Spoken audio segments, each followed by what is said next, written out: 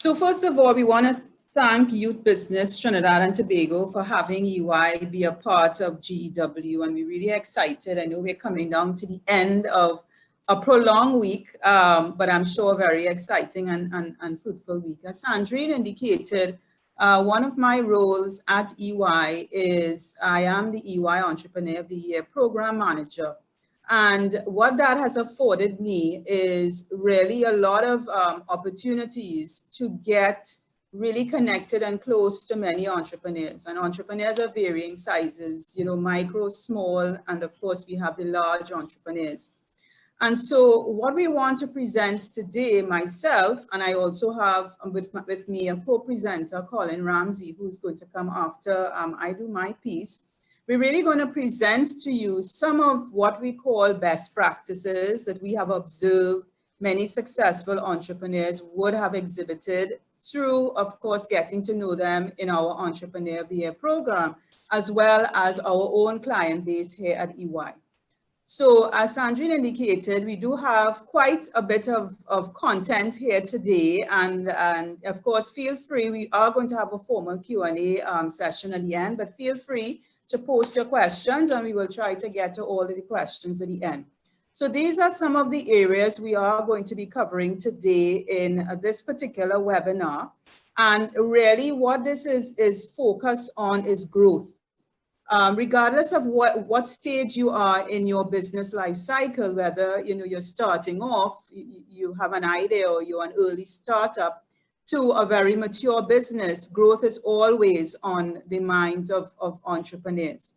So we're going to go through some of the key areas, some of them pain points that, working with entrepreneurs we have realized, and what we want to share with you is hopefully some insights, and hopefully you will learn a thing or two. And of course, you have the ability to ask questions. We will share our experiences.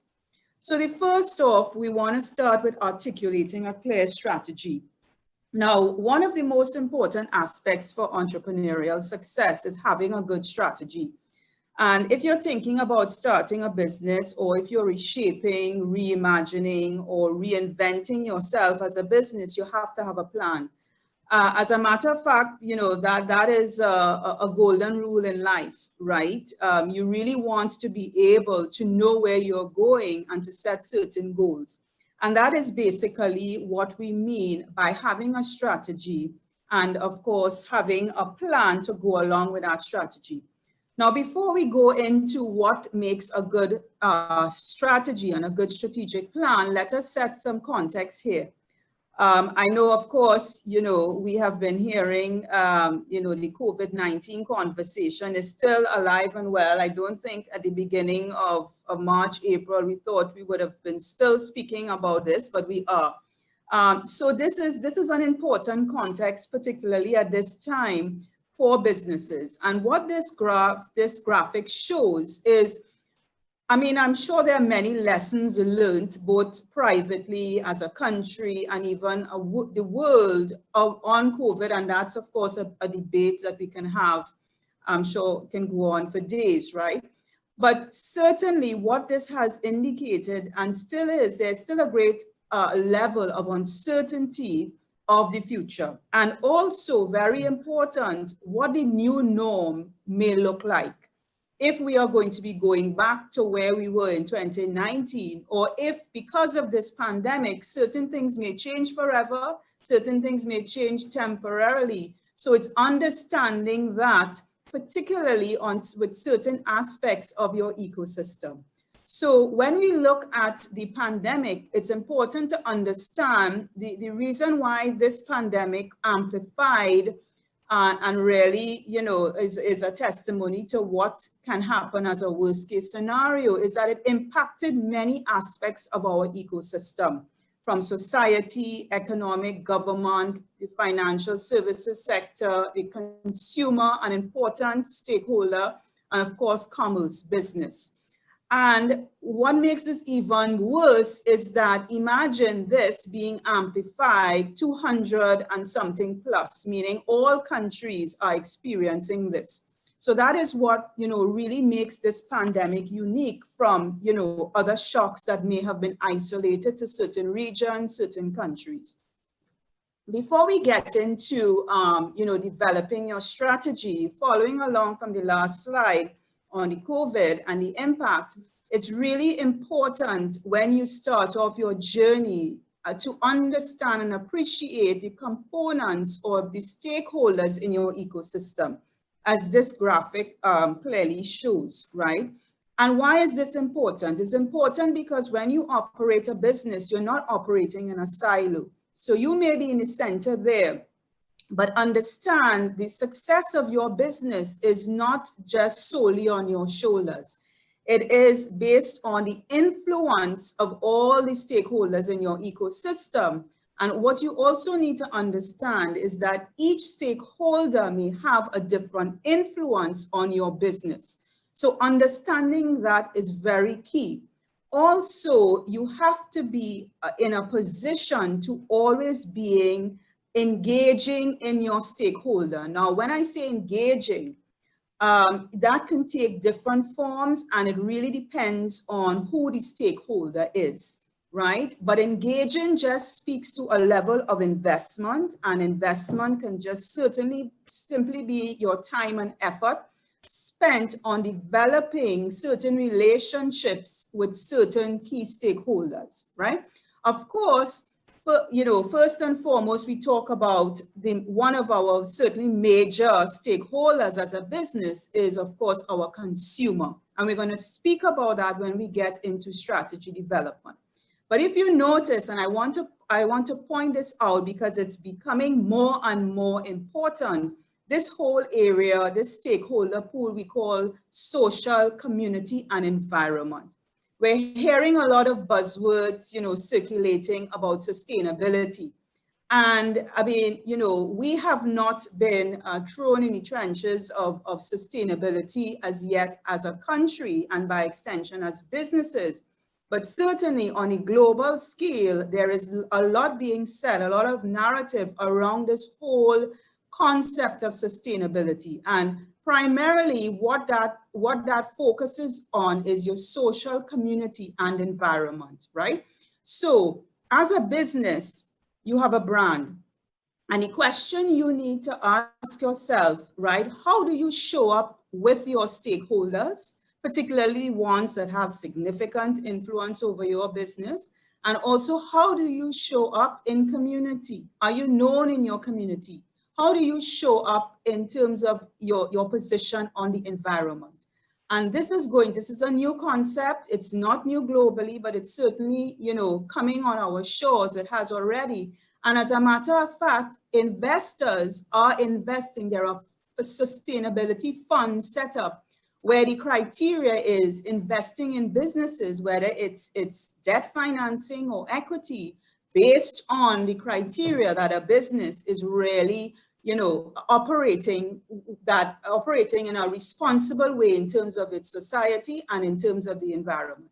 As a matter of fact, when we run the Entrepreneur of the Year program, one of the key criteria we use to judge and to screen our participants is this whole area of social and environment. It's very important. We hear a lot about social entrepreneurship, and it's certainly a key criteria when we do our Entrepreneur of the program. So it's very important concept, and something we're gonna hear a lot more about as we go along, particularly with COVID. Two things that COVID really sort of leapfrogged us into. One is digital transformation, and the need that, we don't, have to gather, we don't have to necessarily go to, to do our bank in the banking halls. We don't necessarily have to do commerce via cash. We have e-commerce. A lot of businesses have been forced into digital transformation. Another area is, of course, this whole area of environment, which has, really played a big feature in the whole COVID story. So in our research at EY and dealing with many leading companies, many leading entrepreneurs, we have been privileged on a global scale to gain a lot of insights in terms of what make successful businesses or business leaders in their own right. And what we have determined is that there are really 7 drivers of growth. And you will see there that smack in the middle is your consumer, your customer. The center of all strategy is your customer, right? It starts there. It's how you start crafting your strategy. So your customer sits in the middle, and you have certain enablers to your strategy, which is your people. Now, your people, can be your most important enabler in your strategy. You have people, technology, we know is playing a significant part now. Your operations, how you operate, what's your business model, your finance, funding is extremely important. When we talk about transactions, we're talking here about, particularly for mature businesses, looking at growing, not organically, but growing via acquiring other businesses, whether it's light businesses or whether, they're diversifying. Risk is an important area, and we're going to speak a little bit about risk as we go along in the investor raising capital section, right? So let's talk a little bit about this, what we call strategy. Now, a strategic plan is not a business plan. Sometimes the term is used interchangeably. Your strategic plan really gives you focus and direction, and it outlines certain key action steps to allow you to achieve your strategy. A business plan, on the other hand, now the contents of both can be similar, but the business plan is really focused for the most part on raising a capital, whether it's, bank financing or another form of raising capital, which we will speak to in a second, right? So understand that. Now, when we talk about developing your strategic plan, we always start with the end in mind. We always start where we want to finish. We call it, when we do strategic plans for clients, is starting at your North Star. Now, this is not a process that is only for big business. If you are starting off your business, right, this approach is just as relevant as big business, right? So you need to ask yourself, what do you want to be known for? What is your North Star? What do you want to achieve? Where are you going, right? You're starting off on a journey. Where do you want to end up? Because if you don't have a vision, right, then, of course, you may go anywhere, right? So what do you want to be known for? And then also, how do you want to measure that success? Right. So, for example, as an analogy, say you're training for an event, the Olympics, right? Your North Star might be a gold medal, right? But what you do, how do you measure that success? Of course, is coming in first at a particular time, right? So when we're talking about measuring success, we usually talk about strategic goals, actual quantitative goals that can be measured, right? But your aspiration is to be a gold medalist, right? So there are a number of analogies that this, simple diagram can speak to, but in a business, we really start with the end in mind when we're thinking about strategy. Then we want to look at, remember I said that the center of all strategy is your customer. So you need to ask yourself, where do you want to play? Where do you want to compete? Right? Of course, that will be driven by your products and services. What customer segments do you want to target? Do you want to target all segments in your particular market? Or do you want to be a niche player and just focus on a particular target segment? Both strategies have been successful for different businesses. You need to decide, right? And also what channels. Now with technology, it's not just face-to-face contact in terms of commerce, but of course, technology and digital is playing a big role in expanding the options for channels. Then you want to ask yourself, this is a very important question, and it really sort of separates, running a business and really being a successful entrepreneur. What is your value proposition for your customer? What is your differentiator, right? Now, it doesn't mean that, an entrepreneur, you're inventing a new product. It can be a new way of doing something. It's some problem that you are trying to solve. So what are you bringing to the table? How are you expected to compete? Unless you have a monopoly, and, very few of those, outside of the public sector space, most environments are highly competitive, especially in the climate in which we face. So you need to ask yourself, what is your differentiator? And then this is where strategic plans get put on a shelf and execution falls down, because we do not ask and we are not honest about our capabilities. Now, when we talk about capabilities, we're talking about our human resources, we're talking about our funding, our investment, we're also talking about our processes and systems, we're also talking about our technology.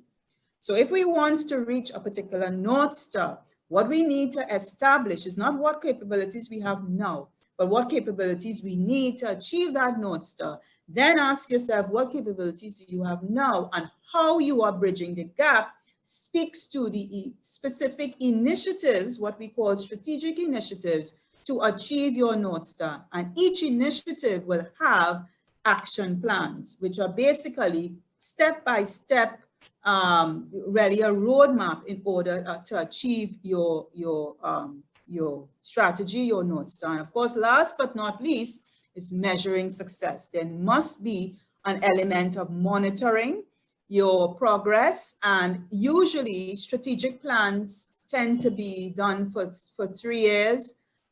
We have seen 5 years. Certain sectors, because of how volatile and how dynamic it can be, strategic plan cycles can be a lot shorter, right? And there are many sectors that are facing a lot of headwinds because of disruption. So in the COVID landscape, it's actually a great opportunity as a business to really relook your strategy, really relook your business, take a fresh approach and about your business, and really try to, honestly take a position where you are trying to understand your key stakeholders, really going back to basic, I think is what this pandemic has created. So it is really a very apt opportunity to really take a serious look at your business. Now, we speak a lot about, our topic here is on growth, and in many instances, businesses are not able to have the internal operating cash flow to allow growth to happen, because we may have big plans, right? So in many cases, businesses face the question about raising capital. And when we talk about raising capital, there are a number of options. And in some instances, some of these options are not well developed in Trinidad and Tobago. So when we talk about raising capital, when we talk about capital, we're talking about debt, which, it's your loan. So you take a loan from someone with the expectation that you are paying back interest and principal over a particular period of time. Or it can be an equity investment. And what that is that you are actually opening your business to additional shareholders. So you may be a small business, you're the only shareholder. You are, you're capped out in terms of your resources, but you really, really have great plans and you want to, scale up your business. You may, consider inviting another shareholder or shareholders to the table. And what they bring, right, of course, is new capital or new equity. And of course, what they get is ownership in your company. So it's an important question that is faced by many businesses. The question of do I feel comfortable giving away some of my business, right? So for a startup, friends and family, good old, aunt who may have inherited some money, or a cousin or a friend we may know may support us in a particular venture. So early startups, or, you have an idea, making revenue as their friends and family, tends to be the go-to in terms of raising capital. Angel investor is usually, a high net worth individual. It's usually individuals, even though, you can have consortiums playing here. But it's an investor that sees the potential in a particular idea. And it's usually for businesses that are really at the idea generation and, still trying to do proof of concept, etc., right? So they come in the picture, and they really need to believe in your idea. In Trinidad and Tobago, this angel investor framework is not well developed. There is, you know, some informal angel investors out there that, you know, many of them are businessmen or women that looking to really sort of put their hands in other types of businesses. So we do have some good success stories around angel investors. So that's usually at your early stage. As your business matures and you get into, you know, mid to certainly more mature businesses, mid meaning high growth businesses, and then your mature businesses, right? You're really looking at private equity and a form of private equity known as venture capital. Of course, good old bank financing, which everybody knows, and a big pain point for many of our SMEs when we go through the Entrepreneur of the Year program. You know, that's a big pain point, the access to bank financing and the capital markets, right? And that is also a big, big leap and a big, which we will talk about, a big decision, right? Private equity and venture capital, like angel investing, is not well developed in Trinidad and Tobago, and that is where you have a fund. Usually, you know, it consists of a number of investors, some institutional investors or companies, and they would invest in, some venture capitalists actually invest in startups, but for the most part, they tend to invest in high growth companies that they see significant growth potential in. And it's usually for a limited period of time. So they will invest, you know, get the yield from the high return as the company does well, and they usually exit the company. In other words, they either exit, whether they go on the stock exchange, but usually they will exit from being a shareholder of that company. Bank financing, we know what bank financing is about, and the capital markets, interestingly enough, a good option now in Trinidad and Tobago, in light of the announcement made by the Minister of Finance around, you know, the incentives to list on the junior stock exchange. The junior stock exchange has been around for a while. We have all of two companies listed on it. It has always struggled to get more listings. The hope is with this added incentive, which basically allows companies to have a tax-free holiday for the first 5 years, and the next 5 years, you have 50% of whatever your tax rate is. And then thereafter, you know, you revert to whatever the tax rate is for your particular sector that you operate. Right, so certainly a good option for companies. This has done extremely well in Jamaica when it launched, you know, over a decade ago. Many companies actually have, there's a lot of success stories coming out of the Jamaica Stock Exchange. We have not been as successful.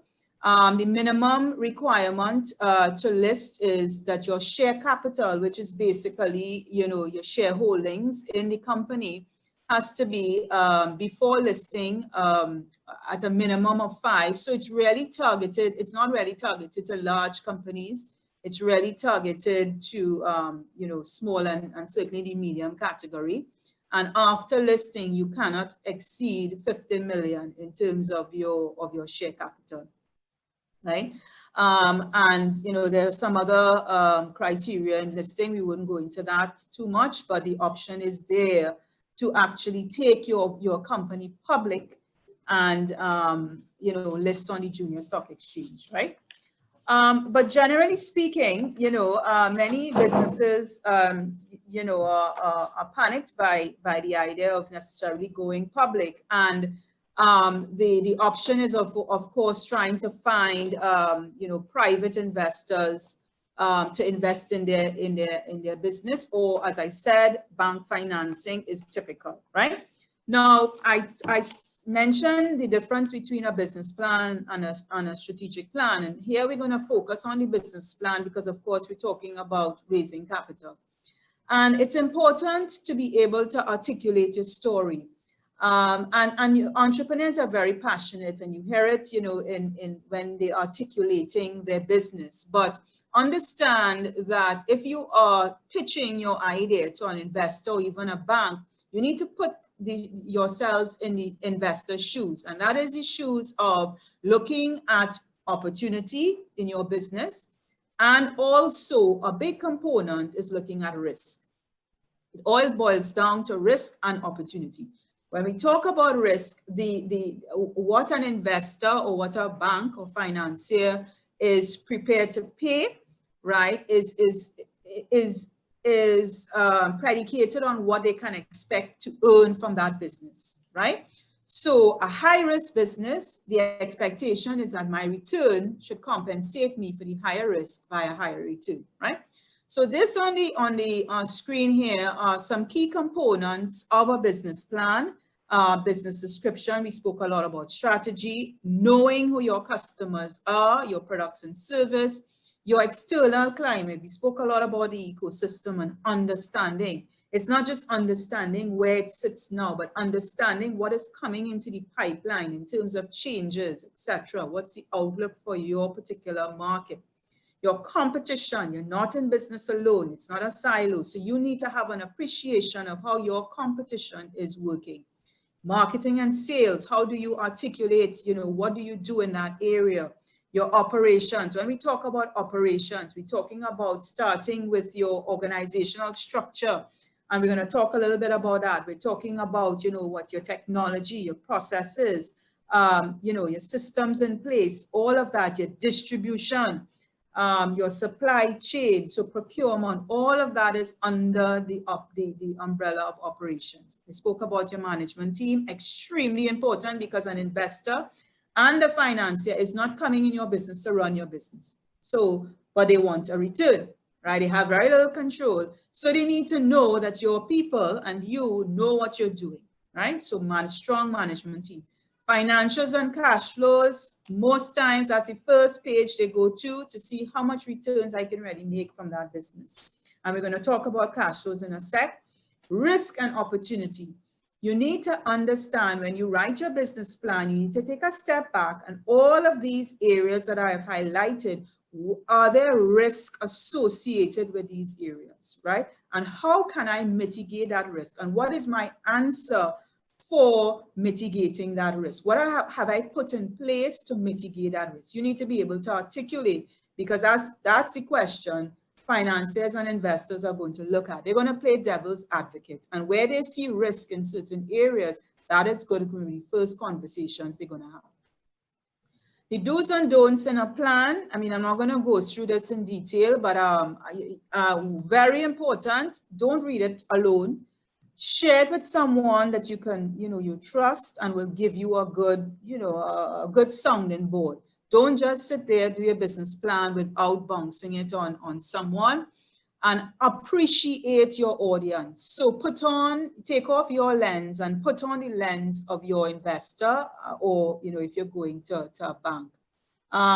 Don't overburden the reader. Now, the style, I mean, you can see the slides, a lot of graphics, a lot less text heavy. If you're in a technical space, if you're doing a lot of technical jargons, etc., make sure you have some sort of abbreviation, some page somewhere where people could relate, right? Or be able to bring it down into something that is understandable. And, cash flows. We have seen many a business plan. One of the areas that EY is also involved in is in the Plant and Seeds project. One of our partners, Maria Daniel, is actually, the financial advisor, and she comes on after all these pitches are heard by our Shark Tank investors, right? Which is what the series is based on.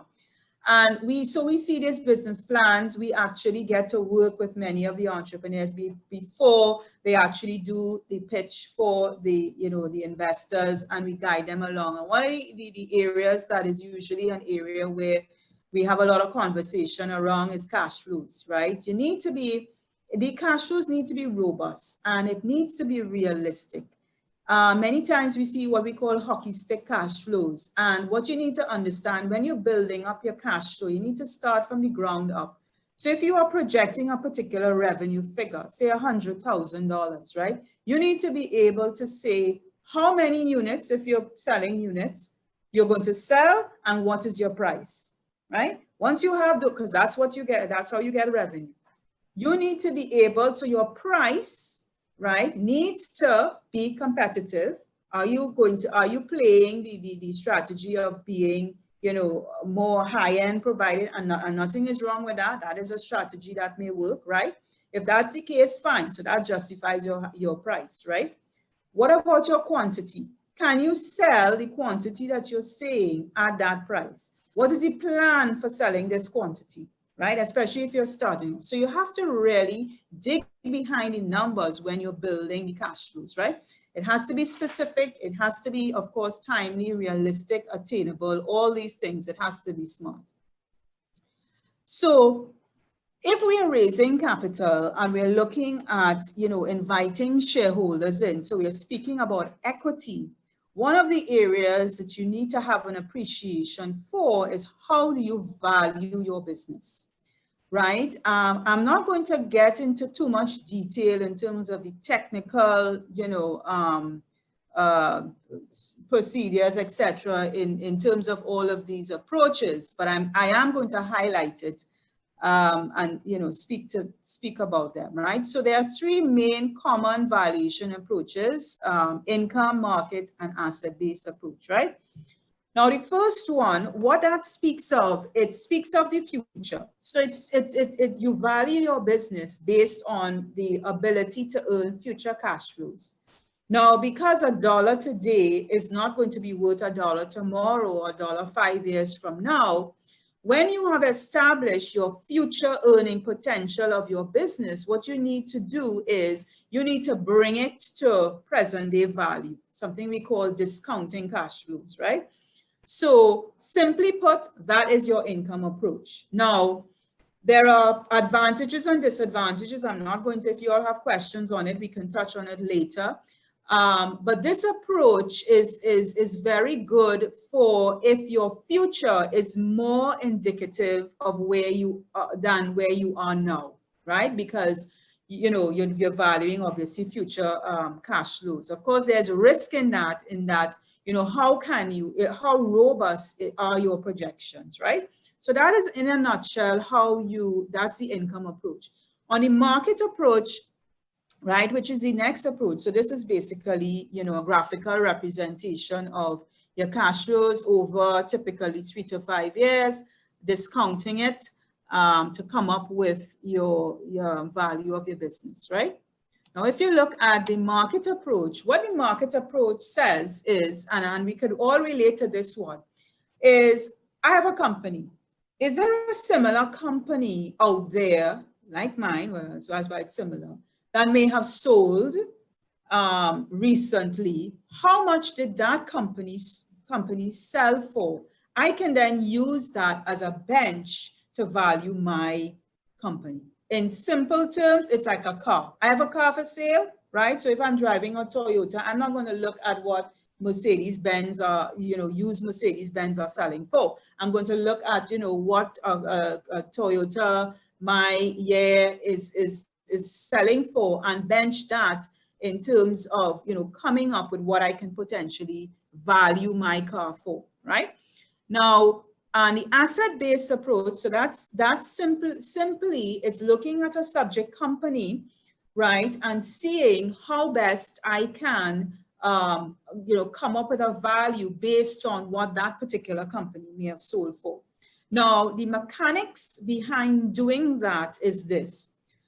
What I will do is I will take my earning potential of my company, right? Profit after tax, right? So revenue less expenses, and you pay a tax, profit after tax, right? What you then do is apply a multiple on that value, because remember, you can't just look at the value for this year, right? It's the value of the company, into perpetuity, right? Now, what that multiple speaks to and is benched on is it's really a ratio that speaks to value. So, for example, on the stock exchange, right, you have, companies listed. And so, for example, Republic Bank, right? If you look at the share price of Republic Bank, right, whatever that share price is, versus, right, so if I'm a shareholder, my market value would be the number of shares times that share price, right? However, if you look at the profit of Republic Bank, you go to their financials and you then say, okay, what is the profit divided by the total number of shares? That figure that you come up with, which is what you call earnings per share, is usually different from the share price. The ratio between the share price and that earnings per share is where we derive that multiple. So if I am valuing a company, what I will then do is look at companies on the stock exchange, look at those multiples, see how comparable I am, and apply that multiple onto my earnings, right? To then get what will likely be my market share.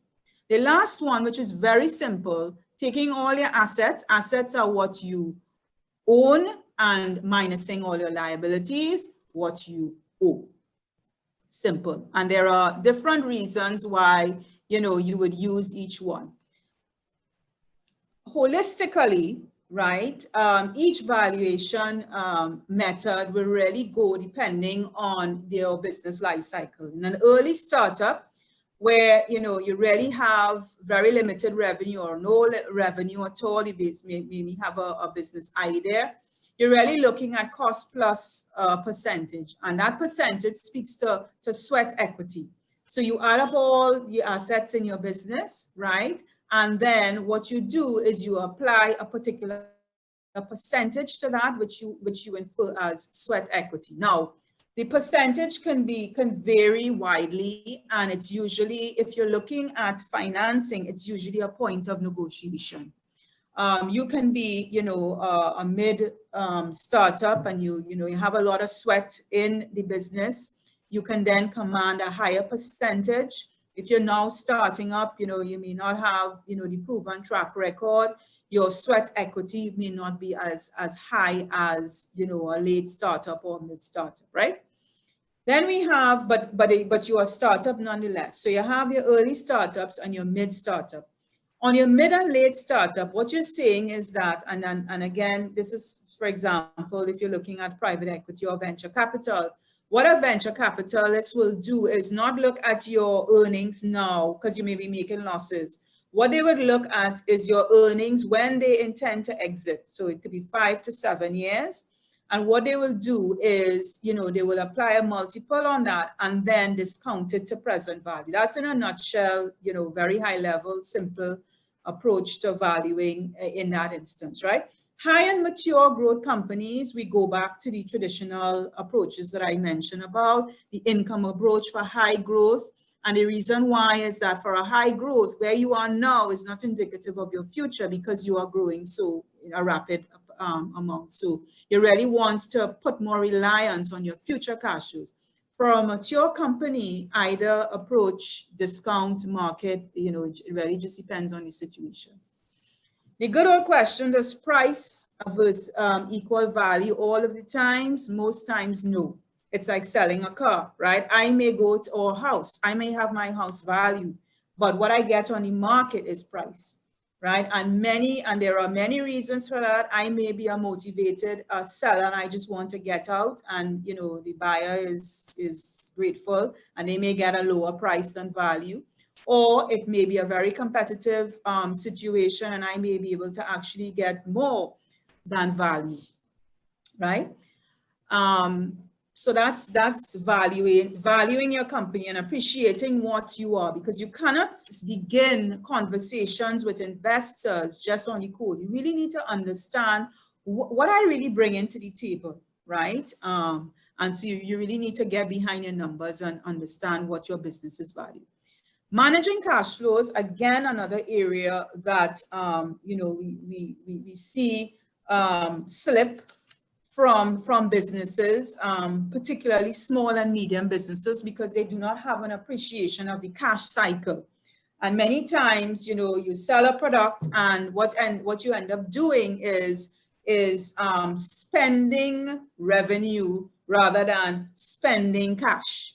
And the difference is this, right? There is a time period in which you order goods to when you actually receive cash from the customer, especially if you're operating in a business where you are extending credit to a customer, right? So don't feel you have invoiced, you know, a customer of 100,000 and you just end up spending. No, there is a time period in which that cash, you know, still in the cash cycle, actually is converted to actual hard cash, right?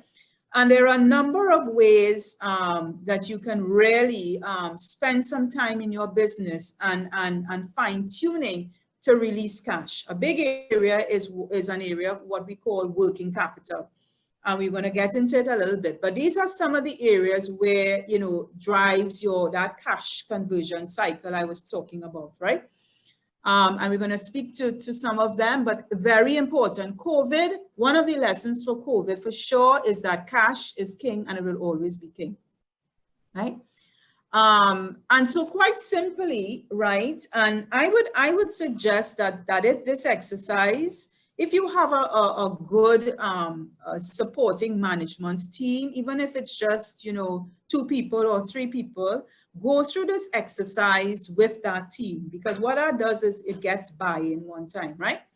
So of course you want to look at really looking at reshaping and resizing, you know, your overheads, trimming fat, seeing areas where, you know, you don't have to spend in certain areas, etc., so that you can really release cash from your business. Importantly, converting fixed costs into variable costs. And why this is important is sometimes if we're in a seasonal business, our revenues go like this. But if our costs, all our costs are fixed, right, and our revenues are going like this, there's going to be times where it's going to be below our fixed costs, right? So if you have the ability to allow your costs to mimic the volatility in your revenue, that is something that, you know, would make you a little more resilient. And it could be a simple thing of looking at your staffing, and maybe you might have the ability to, you know, put some people on part-time, outsource certain roles. You know, in the media industry, what works well is the whole freelance business model where, you know, people are paid by project. So there are ways in which, you know, you can also, in the hospitality industry, in the hotel industry, where there's seasonality, right? Many hotels will be closed for a particular time, or they will reduce their staff count to manage that seasonality, right? Products and services, of course, you know, there are opportunities that you may have to reduce your prices in this environment. But of course, with the payback of maybe increasing your volumes, you need to be very careful. If your strategy is a high-end strategy, price reduction is going to kill you dead in the water, right? Because, you know, what you're saying is that, well, okay, you know, it's a confusing strategy, right? That's like, you know, the Four Seasons reducing their prices to like a Motel 9, right? To come back up is going to be extremely difficult, because what you have done is basically confuse your market in terms of what is really your strategy. Pricing is extremely important. We see where, especially for businesses, young businesses, right? They base their prices based on the cost of their materials, and that's it, and they put a markup. What they may not do is add on element of labor, right? Element of transportation costs to get your good from your warehouse or your home to your particular customer. So when you're building up your price, of course, it has to be in the context of your market, but when you're building up your price, understand that it's not just the price of the materials, but there are also a number of items that you need to consider in building up. As I mentioned before, you know, COVID-19 has allowed us a lot of opportunities to really rethink a lot of our overhead costs. Now that people are working from home, you know, office space, we're seeing where, you know, the commercial real estate is going to be impacted. might be impacted significantly because people are just downsizing in terms of space. So are there opportunities, if you have a space, if you own a space, to sublet, right? And you know, do that sort of arrangement. So you really need to look at your overheads and go through and understand. We talk about sustainability, another great area where you can look at reducing your costs, right? Going green, you know, instead of running your printers on one side, you know, default it where you have double side. There are so many little things that you can do to really, you know, speak to the whole sustainability. I'm not going to go into a whole lot of detail in this, but just to say, when I talk about the cash conversion cycle, this is what I am talking about, right? So you need to have an appreciation of when you place an order for materials or goods, and the time it takes to actually collect from your customers, right? And are there ways within this cycle to, for example, renegotiate terms with your suppliers and extend, you know, your payment terms, not keep a whole lot of inventory, because, you know, the more inventory you keep, the more space you need. So it's really rationalizing too on how much inventory you keep. And also to, you know, one thing we see, you know, sometimes options that are done by companies is they give discounts for persons that they extend credit to, but they pay early, right? Now you have to weigh that obviously with, for example, if you're running an overdraft, right? And you have a credit term that is 30 days, right? And of course you're into your overdraft. Because you're waiting to collect this money from your customers, you may run into an overdraft. Overdraft is an extremely high, expensive financing. It's just like your credit card. You know, your credit card that you swipe, you everywhere is 25%. That rate has not come down pretty past so much decades, right? It's expensive financing, right? If you have the ability to tell your customers, if you pay me in 7 days, I will give you a discount, right? That, you know, it will have an effect in reducing that cash cycle, bringing, you know, cash into your hands and certainly saving you on your overdraft interest, right? So it's really looking at your business and really taking a step back. Now, as I said, I want to emphasize, and this section is going to do so, it's not about this is for big business, right? This is for, you know, any business. And the last before I hand you over to Colin is I want to talk about this whole area of governance and organization, right? And as a small business, right, or even as a startup, you need to really tell yourself, and I heard this quote, and I'm going to say it here, right? It's you've got to think about big things while you're doing small things. And this is what this is all about, right? Just because you're a small business doesn't mean that none of these things apply. You need to remember your North Star. You need to act as if you are already in that presence of your North Star.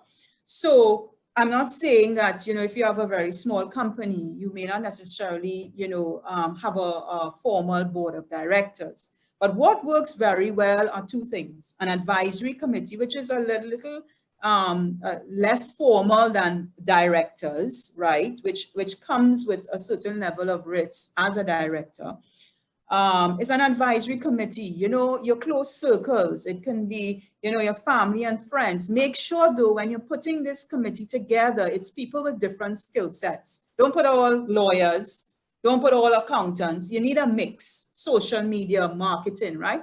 So that when you're making decisions, they are sort of like your sounding board, right? Mentorship is something that is I think one of the areas we hear a lot of small businesses talk about, that need to have a mentor, right? And I think is an area where big business can certainly step up to the plate and provide that role. At EY Global, we're actually getting ready to launch a mentorship program, putting together small and large businesses together. This is on a global scale. Reporting, get your bank statements are not your financial records, right? I was actually very surprised in a good way when we had one of our startups entrepreneurs in our program. Now, startups, if in our program, it's less than 3 years.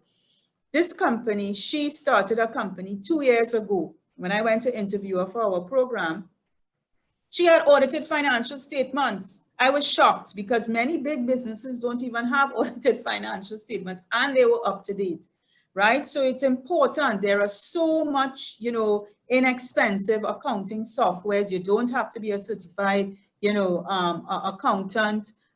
If you are not, it's an area that you can outsource, right? But make sure. But now, the small and medium businesses, say that one of the pain points the banks don't understand, they don't have collateral. How can you get fund? All the times, all the banks really, one of the areas they talk to us about is that, they just need to know what is going on in the business. And a lot of these businesses don't have financial statements, so they can't make informed decisions in terms of, lending to these companies. So it's a very, very important thing to have your reporting. Roles and responsibilities, as small as you are, have them defined, right? Checks and balances, even things like approvals, thresholds, etc. Start putting those things in place. See where you can actually, outsource certain things and not have it all in-house, especially IT. Succession planning. Can you take a vacation without, the business falling to the ground, right? That is what succession planning is about. The ability for you to step away, right? As small as you are, start thinking about putting things in place.